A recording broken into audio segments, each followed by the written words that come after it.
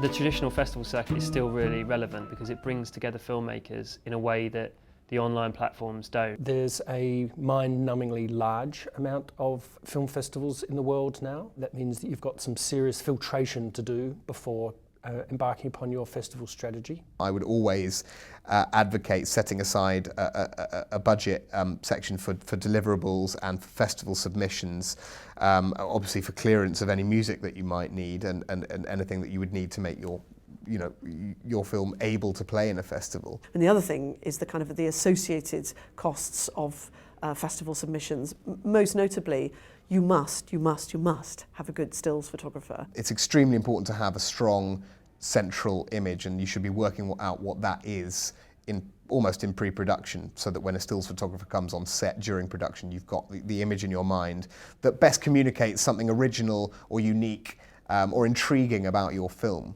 And the same with the synopsis. I think if you're, filmmakers need to remember that there are, depending on the festival, thousands of other filmmakers out there applying to the same festival. You have to give yourself every possible advantage. Think about your festival strategy from the beginning, before you start making your film, and have a budget line for it, because it is expensive. And you have to think of that beforehand, otherwise you'll make this amazing film, you'll get to the end of it and you'll think, oh, there's no more money left, and so therefore I'm really restricted on where I send it, so you're not going to get the best value out of that kind of festival platform. The first place to start, I think, is the festivals directory within the British Council's film website. Once you've got that list, it's time to research those film festivals individually.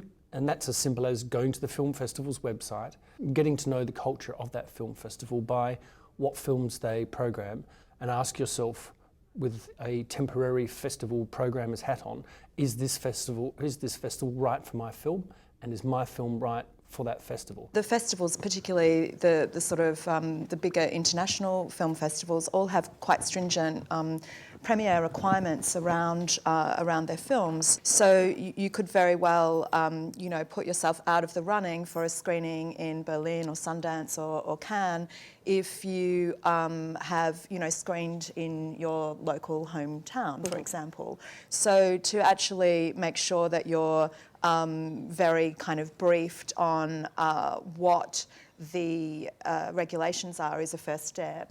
If you're starting off, I think you just want to get into film festivals. You want people to see your work and get that recognition, because you want your film to be shown to an audience in a cinema. That's the most fulfilling element, rather than winning prizes at film festivals. When I started out, I spent a lot of time making DVDs, posting, submitting on websites. It's very time consuming. It can get quite emotional because you get more no's than yeses. The thing that can help you is to really think about what your film is. Does it have specific niches? Is it about young people? Is it gay and lesbian? Does it deal with women's stories, specific languages or cultures, things like that, where you can then identify festivals where your film stands a better chance? It's also, what is your intent, and that should shape the kind of path that you create for the strategy that you create for the film. You need to think about the ambition of the director, where they want to be. If it's their third or fourth short film, they obviously want to be at a bigger film festival. It's also important to win a festival if you're thinking of awards. If you're thinking of a BAFTA or an Oscar or a Goya or a César, those have to have won festivals in order to qualify. But you need to also be really honest and think about, okay, is my film really suitable for Sundance? Does it have that independent sensibility, or is it better placed in a different film festival? Realistically, is your film going to get into Venice? Venice is a real cineast film festival, and they don't play very many shorts. Are you better off saving your money or splitting the amount you would have paid for Venice for two more dedicated shorts film festivals? I always advise filmmakers to think quite seriously about the film that they have in front of them on the table. I think it's important for filmmakers to be honest with themselves about the kind of level that they're batting at, or pitching at, if you like. I wouldn't necessarily say that production values are the be-all and end-all. Having said that, I would say that there is a basic level of production value that you can't be slipping under. Some of the best shorts I've seen have been the kind of, £2.50 ones, where it's just a very cute, very funny, very clever idea, executed incredibly simply. That said, you have to be able to hear what people are saying. Often what lets a short film down is bad sound. It's really important to know what length your film should be. I have never, ever got to the end of a short and gone, oh, I wish that was longer. But to be honest, if the film is good, it doesn't matter how long it is. I've often advised filmmakers to sit down and do a bit of research over the course of an afternoon or a weekend. I think actually if you do that right at the beginning, it can pay real dividends. And it's as simple as getting an Excel spreadsheet up and doing a bit of research on the internet as to what type of festivals might be likely to be receptive to the kind of film that you've got on your hands. You know, there are people that work doing film festival strategies, but I mean, I think it's the work that you kind of have to put in yourself. Okay. There are always exceptions to what I'm about to say, but if you've got a broad comedy, then there are festivals that are going to be sympathetic to that, something like Palm Springs or LA Comedy Film Festival. You know, they like to keep it light. If you've got a kind of real cineasts project, kind of slightly slower, heavy cinematographic project, tackling some difficult themes, then perhaps, and that you've executed well, then perhaps Cannes or Venice might be the first port of call. So I think you can kind of eliminate festivals to begin with by looking at what you've got on the table. Go to shooting people and ask a question. You know, have you been to this festival? Was it a good experience for you? It's absolutely invaluable. My philosophy is this: it's either about prestige, so it's a really good film festival that's recognised by the industry, or it's about pounds, money, that they have good prizes, some incentive for taking part. They're going to give you prize money or pay for you to go out there. The rule of thumb is that you've got about 18 months or 2 years possibly to get your short film out and about. It's probably worth prioritising the festivals, your wish list festivals that you'd really like to get into initially, and then kind of seeing what traction you get with those. And then as time goes on, depending on how you've done, broadening out. If you've not had any success getting into your kind of personal A-list festivals, then there's going to have to come a point within that kind of first 6 or 8 months where you start to think, okay, I've got X amount of time left to squeeze some life out of the film. Therefore, I'm going to go to some of the smaller festivals. I mean, the chances are you won't get into Cannes, not wishing to sound negative, but it's with those bigger festivals, there's so much work being sent to them. I mean, programming for the BFI London Film Festival, people show me films in January and say, shall I wait? Because I might get into London. And I'm a bit like, well, you probably won't. Something like Fright Fest, for example, in London is getting a lot of industry attention these days.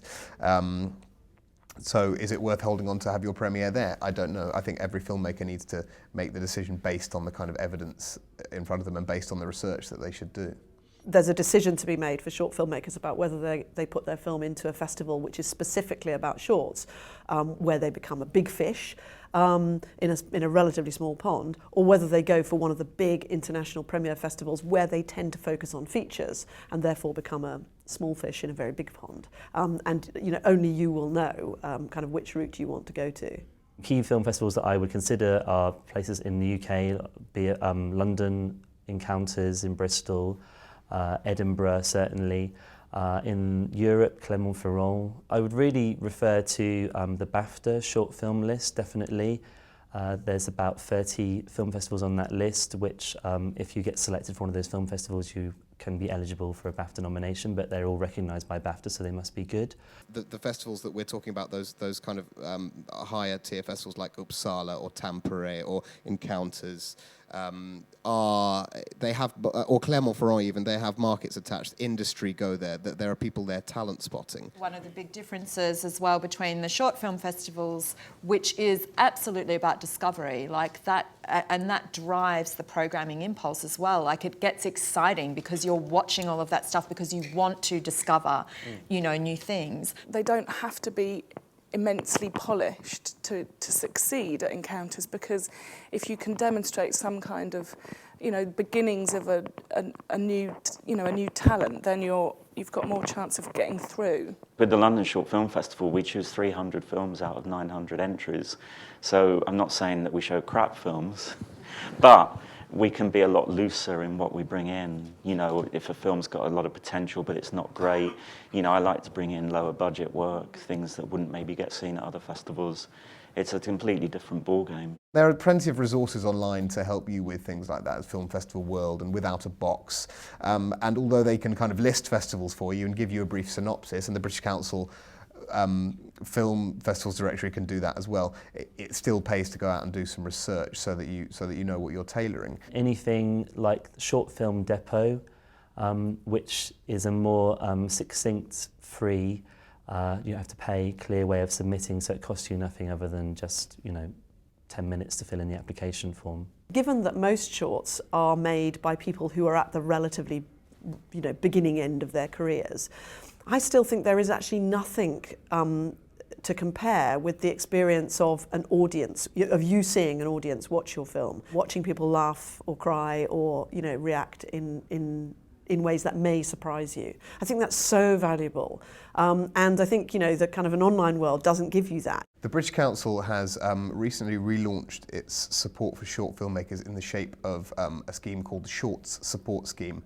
the centrepiece of which is a travel grant fund which has been set up to enable filmmakers to travel internationally with their work and represent their work, and we're running that in partnership with the BFI. If you were accepted into a festival on one of our key list of festivals, which is about 30 strong and features festivals like Cannes, Venice, Toronto, the big ones, and then some more specific short film festivals like Oberhausen, Aspen, CFC Worldwide, Toronto, then you will be eligible to apply to us for support for travel and accommodation, so that you can go and kind of represent your work. There's a very clear application form which asks you partly about the festival that you've been invited to, whether or not you've been selected for the competition of a specific festival, because you kind of go up the pecking order.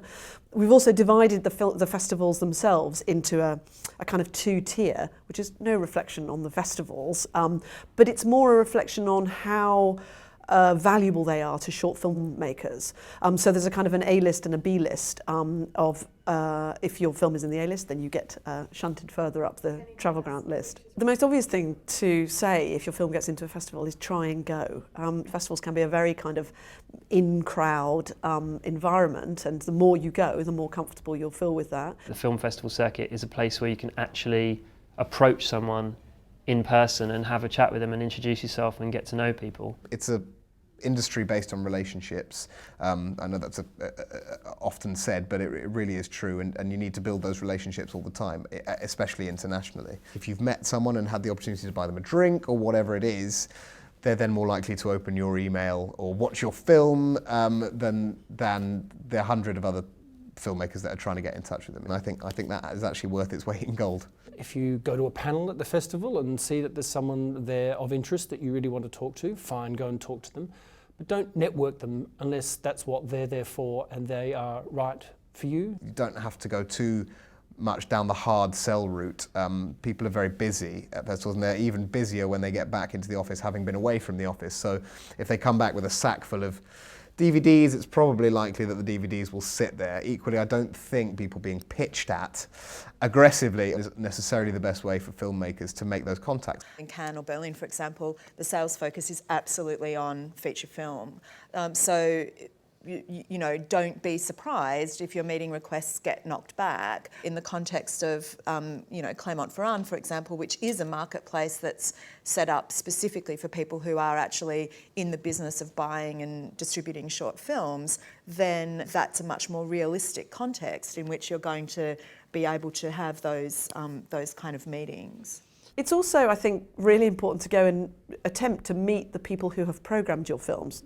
Putting a face to a name and saying thank you for programming the film will pay dividends, because you're going to come around with another film, and you have to have some way of them remembering you. The person who's chosen your film to play in a festival is a champion of your film.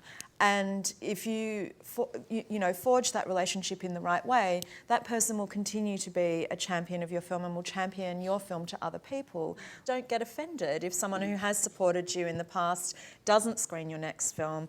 They may very well be back on board for your film after that. When I went to Nashville for the premiere, I met another programmer who said she liked the film, and I followed that up, and then the film was selected at her festival. So I think it's good to go and support your film, and then hopefully the invitations to kind of start to build up.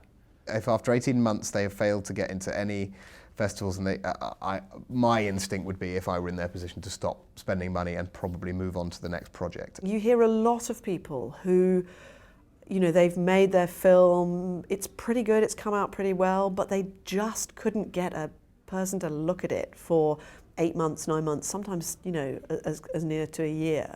Don't be disheartened. There are a number of reasons why your film might not be getting in, anything from length to whether or not it fits with the curated themes that that festival is going for in that particular year. So it's probably kind of part quality, part programming, part thematics of the festival, part luck.